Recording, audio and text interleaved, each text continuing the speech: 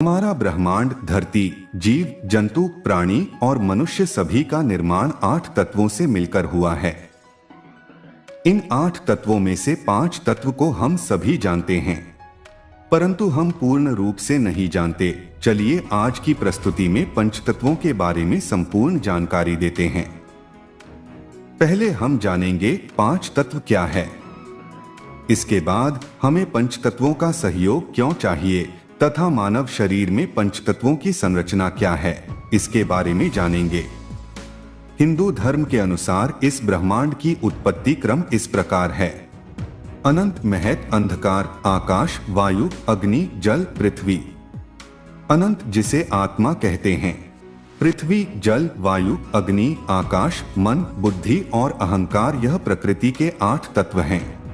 यह सभी की उत्पत्ति आत्मा या ब्रह्म की उपस्थिति के कारण हुआ है। आकाश के पश्चात वायु, वायु के पश्चात अग्नि, अग्नि के पश्चात जल, जल के पश्चात पृथ्वी, पृथ्वी से औषधि, औषधियों से अन्न, अन्न से वीर्य, वीर्य से पुरुष अर्थात शरीर उत्पन्न होता है। पहला है पृथ्वी तत्व। पृथ्वी तत्व वो तत्व है जो बाकी के सभी तत्वों के विकसित होने का आधार है और ये हमारी भौतिकता का भी आधार है। इसे जड़ जगत का हिस्सा कहते हैं। हमारा शरीर जो दिखाई देता है वह भी जड़ जगत का हिस्सा है। इसी से हमारा भौतिक शरीर बना है, लेकिन उसमें तब तक जान नहीं आ सकती जब तक कि अन्य तत्व उसका हिस्सा न बने। जिन तत्वों, धातुओं और अधातुओं से पृथ्वी बनी है, उन्हीं से यह हमारा शरीर भी बना है। दूसरा है जल तत्व। जल से ही जड़ जगत की उत्पत्ति हुई है। जिस तरह की धरती पर जल विद्यमान है, उसी तरह हमारे शरीर में लगभग 70% जल विद्यमान है। जितने भी तरल तत्व जो हमारे शरीर और इस धरती पर बह रहे हैं, वो सब जल तत्व ही है। चाहे वो पानी हो, खून हो या वसा हो, शरीर में बनने वाले सभी तरह के रस और एंजाइम जल तत्व है। तीसरा है अग्नि तत्व। अग्नि से जल की उत्पत्ति मानी गई है। हमारे शरीर में अग्नि ऊर्जा के रूप में विद्यमान है। इस अग्नि के कारण ही हमारा शरीर चलायमान है। अग्नि तत्व ऊर्जा, ऊष्मा, शक्ति और ताप का प्रतीक है। हमारे शरीर में जितनी भी गर्माहट है वो सब अग्नि तत्व ही है। यही अग्नि तत्व भोजन को पचाकर शरीर को निरोगी रखता है। ये तत्व ही शरीर को बल और शक्ति वरदान करता है।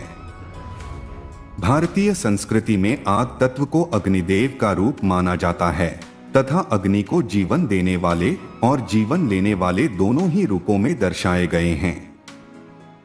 जब तक हमारे अंदर अग्नि न जल रही हो, तब तक कोई जीवन नहीं है। पर अगर हम उसके बारे में सतर्क न रहें, तो अग्नि बहुत जल्दी बेकाबू होकर हर चीज को खत्म कर सकती है। चौथा है वायु तत्व। वायु के कारण ही अग्नि की उत्पत्ति मानी गई है। हमारे शरीर में वायु प्राणवायु के रूप में विद्यमान है। शरीर से वायु के बाहर निकल जाने से प्राण भी निकल जाते हैं, जो हम सांस के रूप में हवा लेते हैं, जिससे हमारा होना निश्चित है, जिससे हमारा जीवन है, वही वायु तत्व है। पांचवा और अंतिम है आकाश तत्व। आकाश एक ऐसा तत्व है जिसमें पृथ्वी, जल, अग्नि और वायु सभी विद्यमान है। यह आकाश ही हमारे भीतर आत्मा का वाहक है।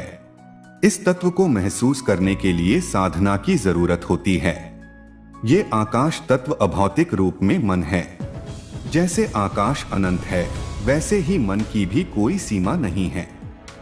जैसे आकाश में कभी बादल, कभी धूल और कभी बिल्कुल साफ होता है, वैसे ही मन में कभी सुख कभी दुख बिल्कुल शांत रहता है।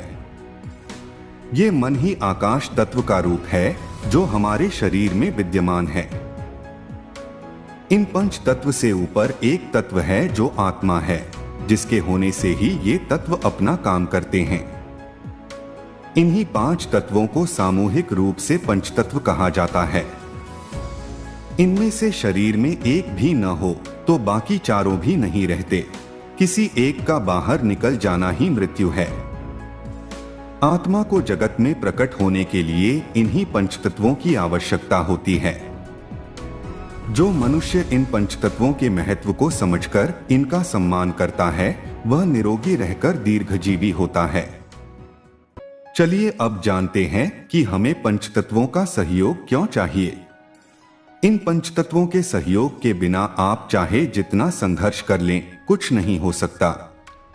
सिर्फ उनके सहयोग से ही मूल पहलुओं से लेकर सबसे ऊंचे पहलू तक आपका जीवन का संभावना बनता है।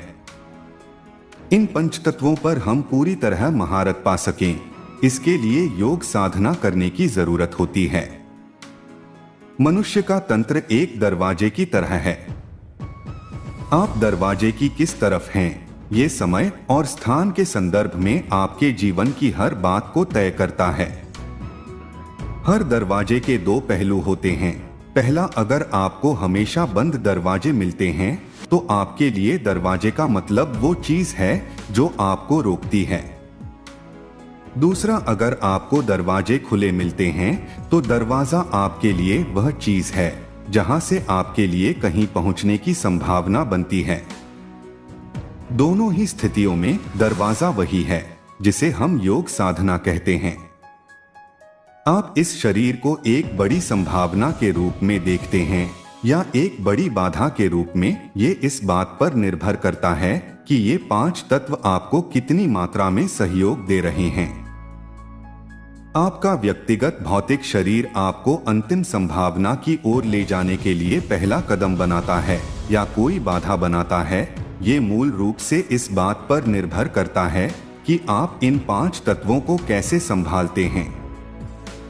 आपको ये समझने की बात है कि मनुष्य होना ही अपने आप में एक बहुत बड़ी बात है, परंतु मनुष्य होना कोई बड़ी बात तब बनेगी जब आप अपनी मनुष्यता को और इस मानव तंत्र को एक संभावना की तरह इस्तेमाल करना सीखेंगे, न कि इसे किसी बाधा की तरह देखेंगे। अंत में जानते हैं कि मानव शरीर में पंचतत्वों की संरचना क्या है। अगर आप रहस्यमयी गूढ़ आयामों को हासिल करना नहीं चाहते तो आपको इन पांच तत्वों में से आकाश तत्व के बारे में सोचने की जरूरत नहीं है। पंचतत्वों में आकाश 6% है, बाकी के 4 में से पानी आपके शरीर का 72% भाग है, मिट्टी 12% है, वायु 6% और अग्नि 4% है। अच्छी तरह से जीने के लिए बाकी के 4 तत्व पर्याप्त हैं। 5वां तत्व आकाश उनके लिए महत्वपूर्ण नहीं है जो बस अच्छी तरह जीना चाहते हैं।